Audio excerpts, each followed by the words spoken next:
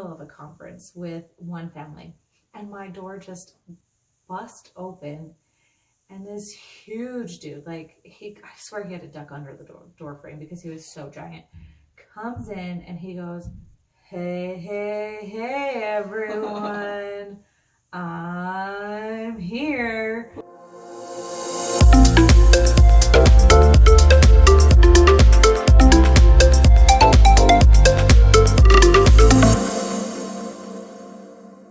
Hello, and welcome back to another episode of Bad Teacher Podcast. I'm your host, Tiffany, and today I've got my sister, Brittany, once again, here to just share yet more stories that I think people think I'm crazy when I tell. If you're a teacher, you are not crazy. If you have crazy teacher student stories, you're also not a bad teacher. If you've ever been made to feel like you're a bad teacher, because sometimes I feel like society, when I tell a story or when anyone shares a story about a student having a hard day, let's put it that way, having a hard day, I feel like people automatically judge us as bad teachers. You're not a bad teacher.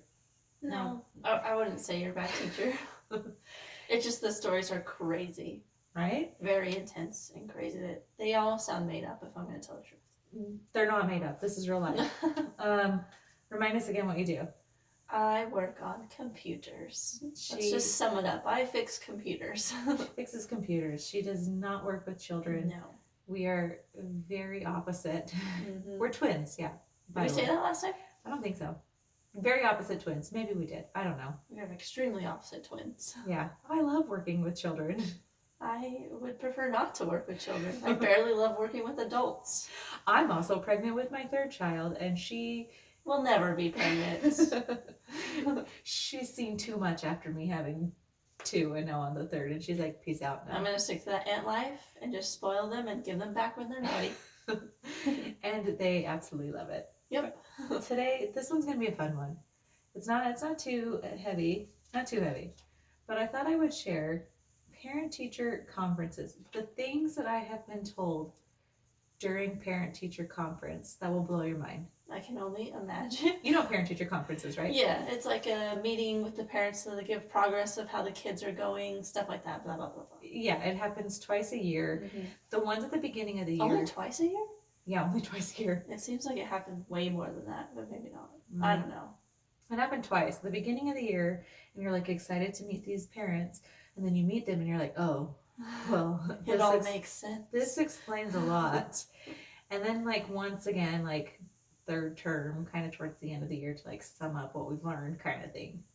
But if you're like me, like parent-teacher conference, some crazy things have been said to me during parent-teacher.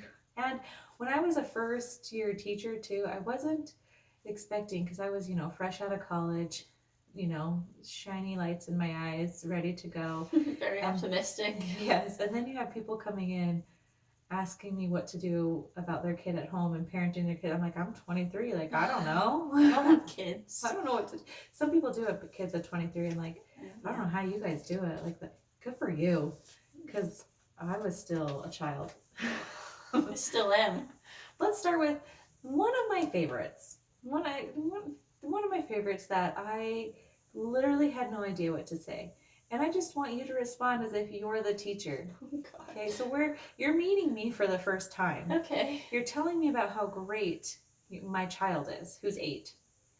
And I say to you, well, that's surprising because I took 2 Plan B pills to get rid of this one, and I'm surprised she still lived. Whoa. Well, okay. Anyways. Literally how that conversation went. Wow. I was telling her how great her daughter is. I'm like, she's so great, blah, blah, blah. And she responds with, yeah, I took 2 Plan B to try and get rid of that one, and she still survived. I'm like, What did you even say to that? I mean, she laughed, so I awkwardly laughed. Oh, okay. Okay, so like, I mean, she was serious, but I don't know what to say to that at 24, 25, and somebody tells me that. Also, she had like 4 other kids running around the classroom too, like. Maybe she shouldn't rely on Plan B. You're 0 for 4, lady.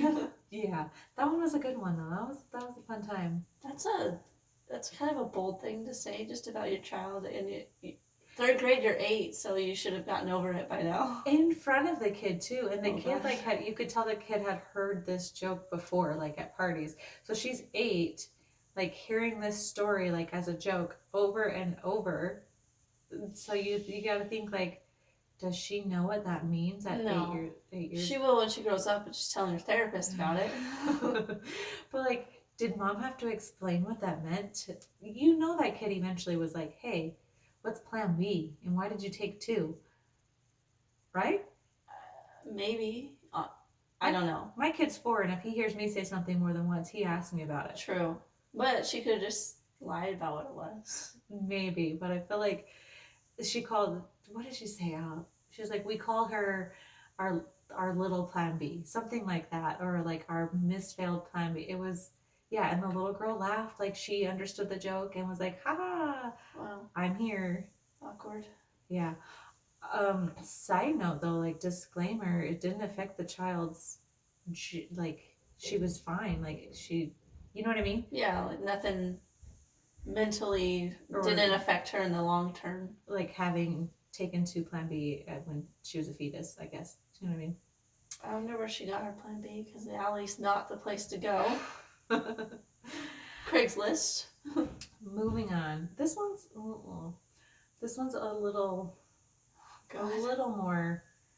So I had a mom come in, and she was a foster mom. So the daughter had been with her for 2 years, and she was foster parent to her.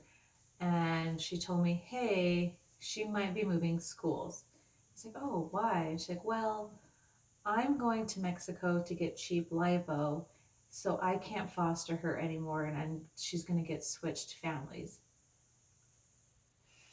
She said that in front of the daughter too. Oh my gosh. And the daughter knew, like, she's, after 2 years, can't imagine like being with someone for 2 years and then them saying, nah, I'm done with this, like, peace out. Did she have other foster kids? Yes. Until she was just getting rid of all of them then. Because she found out that she found a doctor in Mexico that she could go get lipo from much cheaper than she could get it here. With the money that she got from fostering children. Probably. Yeah. I did, so like, how do you respond as a teacher? Oh, that's really sad. Like, we're gonna miss so-and-so so much. I think I kind of made her feel guilty about it too, because this poor child had been bounced around from school to school.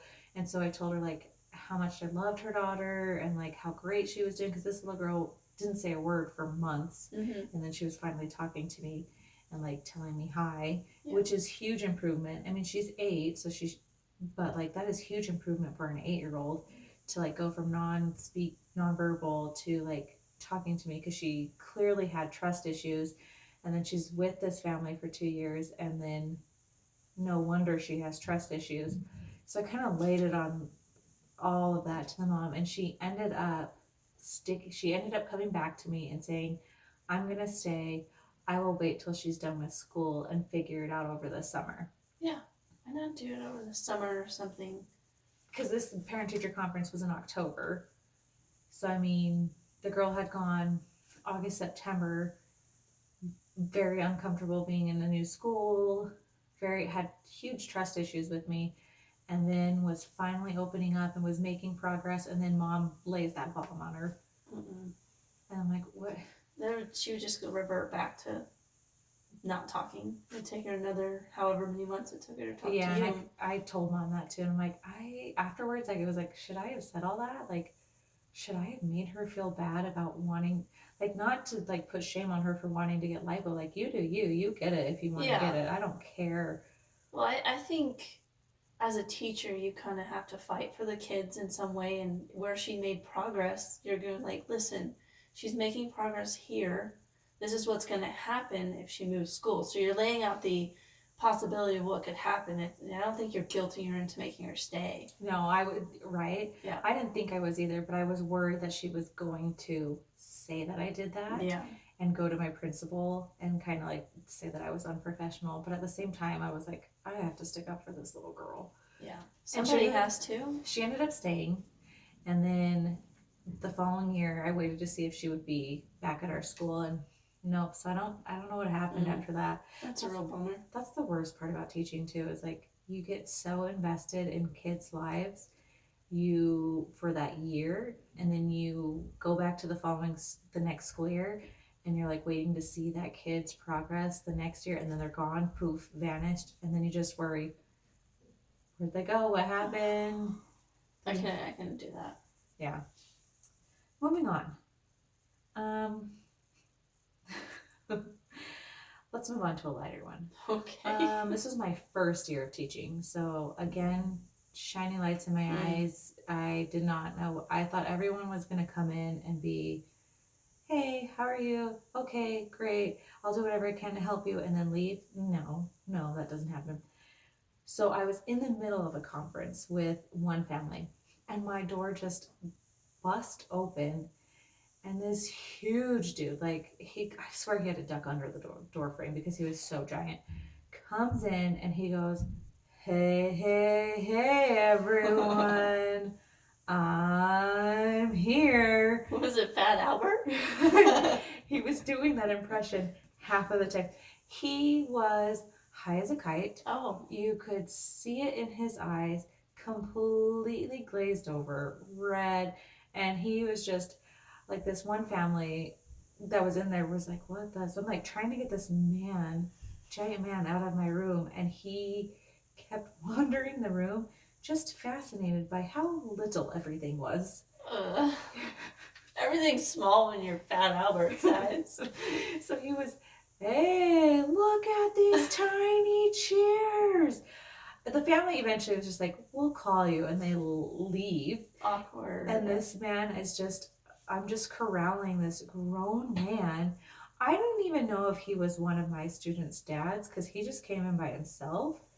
Looking back at it now, it was my first year teaching, again, very naive. Looking back at it now, I'm like, why didn't I immediately call for help, call anyone? Because I was just like, what, like, again, when you're a first year teacher or a teacher in general, you just assume that if something goes wrong, it's your fault. Or like, you just assume that if you call for help, it's a sign of weakness. I'm like, I can't do that. I can't. So this man is just wandering my room for a solid 10 minutes, picking things up. This is so small. I'm like, yeah, can I help you find someone? I'm here for parent teacher conference. I'm like, you sure are. Did you ever find out if he was? He was one of my students' dads. Moments later, wife came in and found him, and we sat down, and she was just giggling uncontrollably the whole time. So they're both high. Yes. And the poor girl was there too, and she just, like she didn't know what was happening, clearly, because she's 8. I'm like, again, what do you do? What do you do? You just power through it. That's literally what I did. And now, like, again, after teaching for so long, I get, you've got to have boundaries. You have to have boundaries, and I should have placed a boundary and be like, somebody call the principal and be like, hey, these people have to go. But I just sat there, and it was the weirdest parent-teacher conference ever. Like, he couldn't stay focused, obvious reasons. Yeah. And she just laughed at everything that I would say. I was like, your daughter is struggling with reading in these areas, and she's just giggling, like losing it, laughing, because she's like, who cares about reading? Yeah, who needs reading? You don't need that. If it was math, sure. Meanwhile, he's like, look at this sink, it's so low to the ground. How do I wash my hands in this? And he's like laying on the ground trying to wash his hands in my sink. And so after 10 minutes of that, he leaves. And weirdly enough, about a week later, he somehow walked through the front office, made it past the front office, and I'm in the middle of teaching, and bust through my door. And again, hey, hey, hey. And I was like, what is... Did he just bypass the front office? Yeah. Because you're always, every time I came in, saw you have to stop in there and you have to like check in. Like, I mean, you would think you're supposed to if you're going to walk into an elementary school. Yes, you're supposed to. I literally have no idea how he got past the front office, because it's, you remember, it's glass, like a giant glass cube. Luckily now they did put in place a system where like you have to be let in through the front doors, which is how it should be. in every school. Like if you're getting through the front door, somebody has to let you in. As it should be. But this was years ago, and you could just open the door and walk in. And he made it past the front office, down the hallway, to my classroom, bust open the door while I'm in the middle of teaching, and his daughter just starts crying because she was so embarrassed. And when she started crying, that's when he was like, "All right, I'll go home," and then he just left. Yeah, you should go home. I'm like, what? It's like noon on a Tuesday. He just barges in. Hey, hey, hey. And again, looking back at that too, I'm like, I really was so naive and just like stupid, I guess. I should have called someone and been like, there's a man in my room walking around high as a kite. But again, I was like, who do I call? What do I do? There's these things are things that aren't taught to you in school. Like, you're not prepared for any of those situations. No, not at all.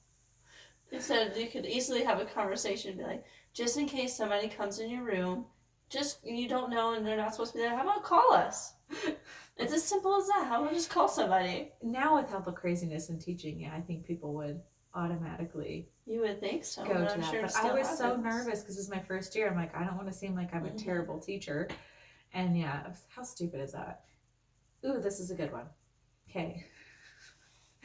I had a parent-teacher conference. So before parent-teacher conferences, our school would cater food for us to eat because we were there from 7:30 in the morning and we had to stay till 7:30 at night. So they would feed us in between.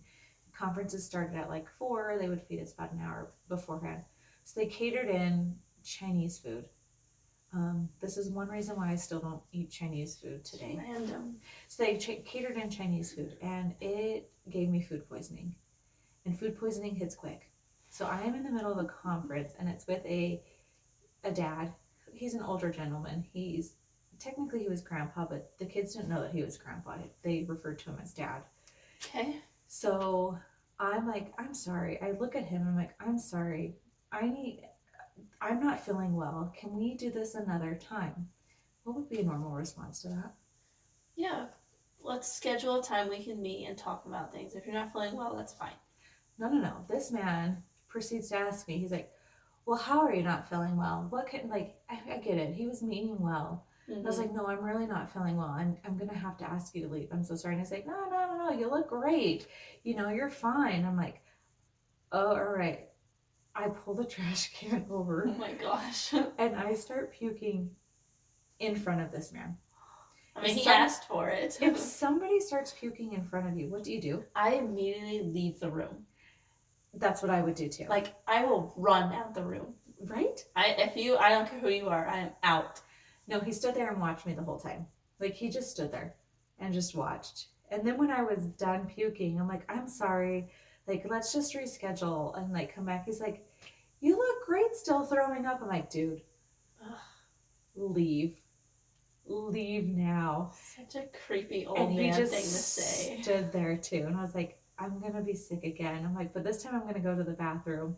So I booked it to the bathroom. And then I came out of the bathroom and I found a TA. And I was like, can you please go see if that man is still in my room? And he was sitting there just waiting for me. I was like, can you please tell him to leave? Like, I will redo I will reschedule all of these. Luckily, I only had a couple left. But she was like, yeah. And she was like, that was weird. He insisted on wanting to go check on you in the bathroom. I was like, no, sir. No, sir. No, thanks. No, thanks. Please leave. She's like, we got him to leave. Yeah, but that was good times. Puking in front of somebody. No. I don't eat Chinese food. Nobody wants to puke in front of anybody, no matter who it is. Yeah. Especially, even if it's a random person or your loved one, get out of here. Yeah, and he came by himself. He didn't bring his daughter with him. It was just him by himself. Weird. So, for him to just, weird. No, thank you. One time I had a lady, she was kind of crazy. She was crazy. She was in and out of jail with drugs. She still remained, I don't know how much, but she always had custody of her daughter. And she came to parent-teacher conference, and she had a baby with her. And I was like, oh, whose baby is this? think I've told you this before. Like, this has happened weirdly too many times. And she's like, I was like, whose baby is that? Like, he's so cute. And she's like, oh, it's my friend's. My friend didn't want him anymore, so he's mine now. Like, huh? I don't think that's how it works, but okay. And then, like, oh, I was like, I just kind of glossed over it because I thought she was joking. But literally, no, she told the office that too. Like, her friend didn't want this baby. She's keeping this baby. So, I mean, what do you do? Immediately call social services. So you gotta report it to somebody. And then a couple weeks went by and she disappeared. Her daughter, apparently they moved to Idaho, which is, we're in Utah, so it's crossing state lines. And with another person's child. And to this day, that was 6 years ago, I have no idea what happened to that lady or the baby or the other child. It does not sound like it was her baby. Maybe her friend was like, I don't want this baby, you take it. And then the friend's like, actually, I'll keep my own baby. And she's like, no. And then she leaves. She's like, I'm keeping your baby, and goes to Idaho. So, random things that keep me up at night sometimes. Yeah, no. Like, what happened 6 years ago? I have no way of figuring it out. I'm not, if you are one of those people, Facebook detectives, TikTok sleuths, like, hit me up because I need you to find a baby for me. We want to know if it's her baby or not. Yeah. So like crazy things like that, I'm just like, will randomly remember, and I'm like, what happened to that kid? What happened to that kid? And I will never have a way of finding out. No. Unless like 10 years later they're on the news. Yeah. 10 years later, lady who kidnapped a baby from the Lincoln Elementary, whatever school. Yeah. Something like that. Also, like, again, these are people like coming to parent-teacher conferences and divulging so much information and just laying it on their teacher. I don't know if I'm just like, I would never tell my kid's teacher personal things because I'd be so embarrassed. But this one time, I felt so bad. I had a student that was being raised by his great-grandparents. They were like 80s, and they were raising this boy, and he was 8 because mom had him at like 13. That's rough. And grandparents were raising mom, and it's just sad. And I just remember, this is my second year of teaching, the great grandma breaking down and crying. I was like, what's gonna happen if I die in the next couple of years? And I'm like sitting there, deer in headlights. I'm like, I'll take the kid. I'll take your child. So she starts bawling. Her husband's trying to comfort her. I start crying because I'm like, what does happen to this kid if you pass away and you are his care person? She's like, we're so old. What can we do? And I'm like, I don't know. I don't know what to tell you right now. Again, I'm 25 and people are laying this on to me. I'm like, things that keep me up at night. I don't know if those, like, again, another kid that the following year, he's not there anymore. Oh my gosh. I'm like, what happened to him? Did they pass away? Are they still around? And there's a lot that people just lay on their teachers, like their therapist, instantly, rather than just, because the parent-teacher conferences are scheduled for 10-minute chunks, maybe 20 minutes. So you just expect like them to come in like, hi, here's how your kid's doing, here's what we can work on, peace out, see you later. 50% of the time, no, it did not go like that. It was people crying, yelling. I've had parents in there fighting with each other. I've had people like have to get kicked out or have to schedule 2 because they're divorced. Like parent-teacher conferences get wild. I'll tell you one more. One time I had a parent come in and he asked me where I was from. I was like, oh, originally I'm from South Carolina, moved around kind of thing. Like it means nothing to me. They're like, oh, I'm from South Carolina. This isn't here. We're not here small talk and get to know each other. I'm just going to tell you about your kid. He took that as me being white and from South Carolina, that we would be racist together. Oh. He immediately went there. So then he asked me, like, how do you feel about the Confederate flag? I'm like, sir, this is not something you ask your teacher in a parent-teacher conference. I was like, well, I have a lot of thoughts and opinions on it, but like, let's talk about. Circle back to your child. No, this man went on a rant about how he doesn't want his kid near certain colored kids. Oh my and I'm just, again, deer in headlights. This is parent-teacher conference. I expected this to be, your kid is doing great. Here it is. Peace out. See you next time. And this man is going on racist rants at me, wanting me to agree with him because he thinks that I will because I'm white. Like, no. Sir.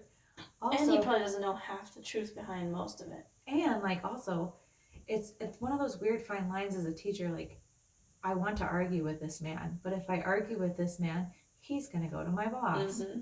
And then I'm going to have to apologize to him. I cannot do that. Like, and then if I don't apologize, I'm going to get fired. Yeah. This man's being racist, but I would be the one getting fired if I stood up for myself. Just homeschool your kid. Homeschool your kid if you don't want your kid around certain types of people. Okay, if you're racist, you need to homeschool. If you're racist, if you're homophobic, if you're just an outright terrible person, keep your child home so they don't. Actually, let us just take your kid. Like, yeah, actually, that's a good idea. I just wanted to adopt his son and be like, things are better on the other side, I promise. There is. Just be a nice person. Yeah. Moral of our episode, be a good person. Be a good person. Also, when you go to parent-teacher conference, there are some things that are better left unsaid. Yeah. Just ask how your kid's doing. If your teacher says they're sick, leave the room because they're going to barf in front of you. True story. Just walk away. If you've got a crazy parent-teacher conference story, please let us know. I know you have one. Like, I want to say I hope you don't have one, but I know you've got a crazy parent-teacher conference story. Hit me up with that story. TikTok, Instagram, YouTube, all the socials. And until next time, peace. Don't forget to like and subscribe.